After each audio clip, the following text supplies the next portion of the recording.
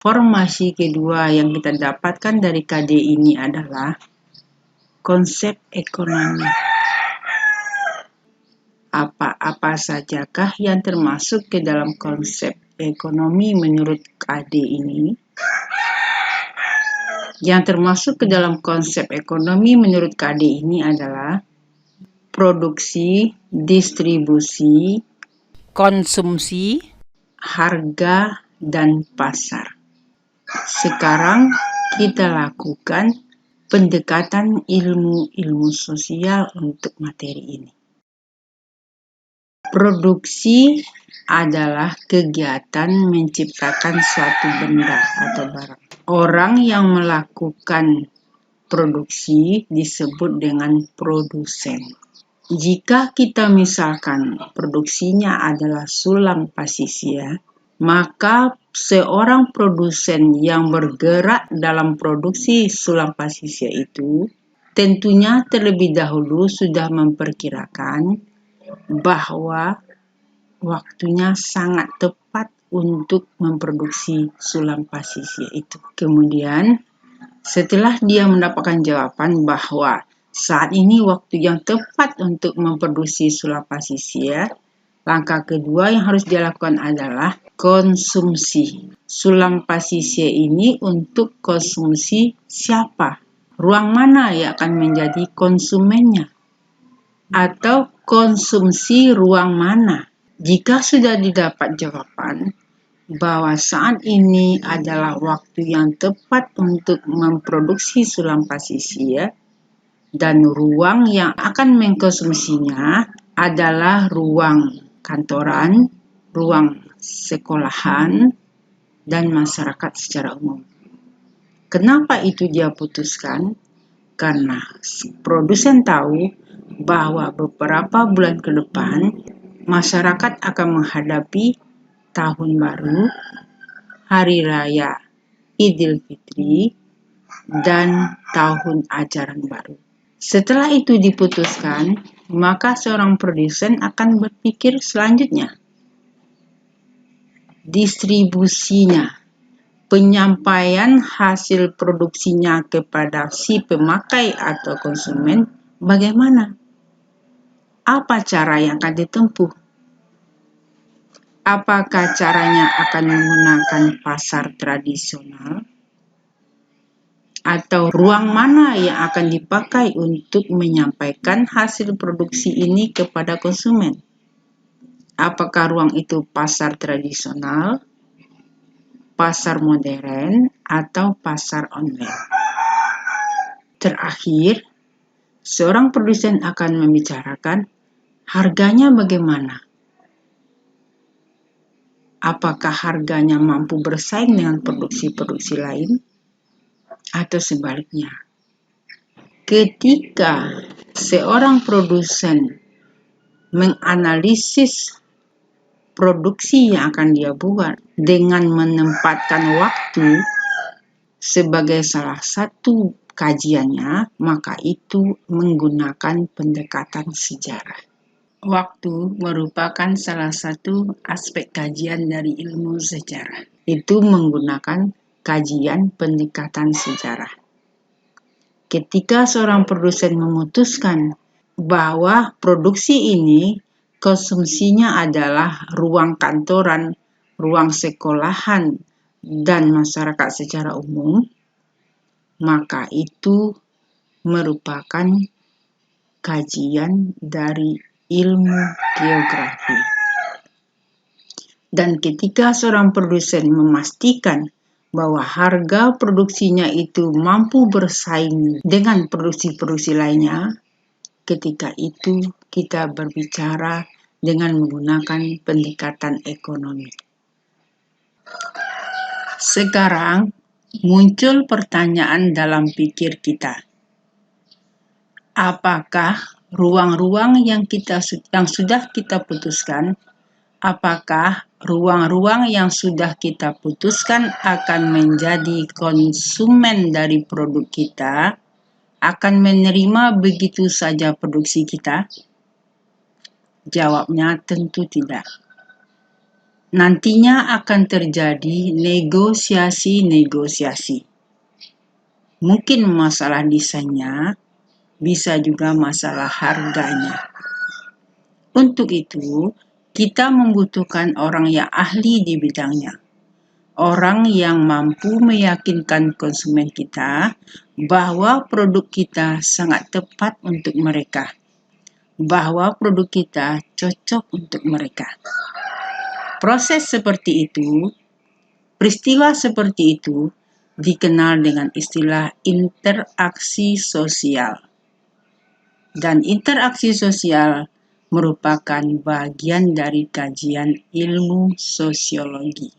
Jadi Nanda semua, untuk melakukan satu kegiatan saja, yakni produksi sulam pasisir, seorang produsen harus mengkajinya secara menyeluruh dengan menggunakan pendekatan-pendekatan ilmu sosial. Ketika Nanda semua nanti dewasa dan ingin membuat sebuah bentuk usaha, tentunya Nanda sudah tahu apa yang perlu Nanda lakukan. Nanda harus menganalisis apakah waktunya tepat saat itu atau tidak. Nanda juga harus menganalisis siapa ruang yang akan menjadi konsumen dari produksi yang Nanda akan buat. Kemudian, apakah jalur yang digunakan untuk menyampaikan produksi Nanda terhadap konsumen atau si pemakai produksi. Tadi diputuskan bahwa produksi ini akan dikonsumsi oleh ruang sekolahan dan ruang kantoran, serta masyarakat secara umum. Jelas si produsen akan membutuhkan tambahan tenaga kerja. Informasi ini pasti akan didengar oleh daerah-daerah di sekitar pesisir selatan.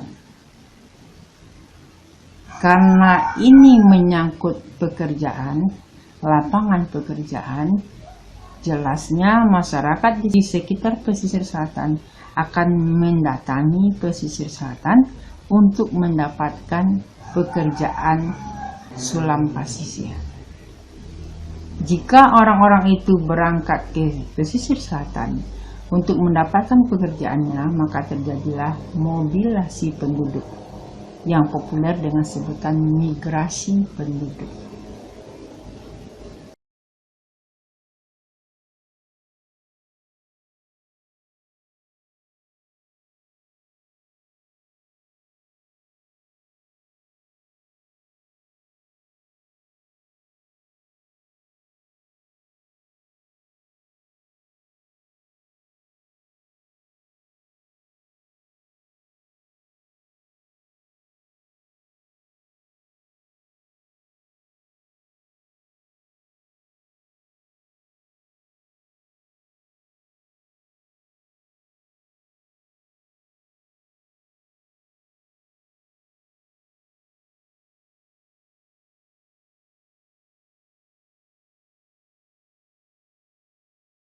Selanjutnya, kita analisis pengaruhnya.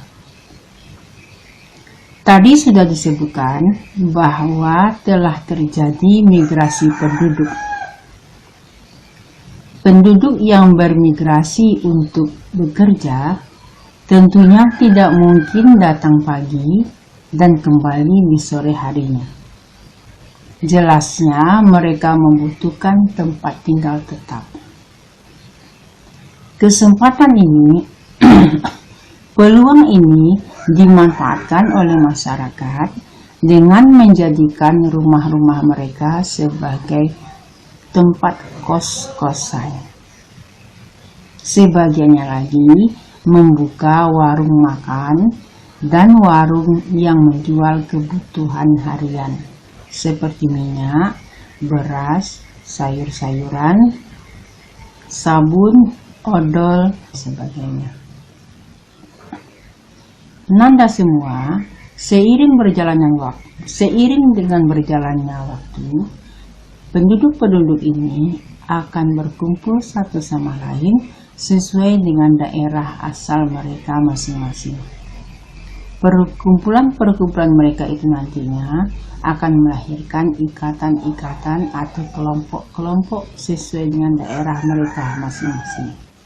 Sama halnya seperti orang kampung kita yang pergi merantau ke daerah lain membentuk ikatan-ikatan keluarga yang terkenal dengan Ikatan Keluarga Pesisir Selatan atau disingkat dengan IKPS. Ini merupakan salah satu contoh dari lembaga sosial. Selanjutnya distribusi. Distribusi adalah proses penyampaian produksi kepada konsumen. Pada video sebelumnya sudah disebutkan bahwa distribusi sulap pasisir menjangkau ruang pasar tradisional, pasar modern, dan pasar online. Agar proses penyampaian sulam pasisir ini tepat waktu, baik dan nyaman sampai kepada si konsumen, tentunya produsen membutuhkan armada transportasi baru dan lembaga ekonomi yang khusus mengurus sirkulasi barang tersebut. Nanda semua, penjelasan kita barusan memberikan pesan kepada kita telah terbuka peluang usaha yang baru bagi masyarakat. Ini menunjukkan terjadi peningkatan pendapatan masyarakat. Terjadi peningkatan pendapatan masyarakat mengindikasikan terjadinya meningkatnya kesejahteraan masyarakat. Meningkat kesejahteraan masyarakat memberikan kesempatan kepada masyarakat menghantarkan putra-putri mereka ke jenjang pendidikan yang lebih tinggi, yang tepat guna dan sesuai dengan tuntutan zaman. Bagaimana Nanda? Sampai di sini Nanda paham dengan penjelasan Ibu? Mudah-mudahan ya. Untuk mengukur bahwa Nanda paham dengan KD ini, laksanakanlah sebuah kajian tentang ketergantungan antar uang, dilihat dari konsep ekonomi, pengaruhnya terhadap mobilisasi penduduk, migrasi penduduk, transportasi, pekerjaan, lembaga sosial dan ekonomi dari sebuah usaha yang nantinya akan Nanda lakukan, dari sebuah kegiatan produksi yang nantinya akan Nanda lakukan.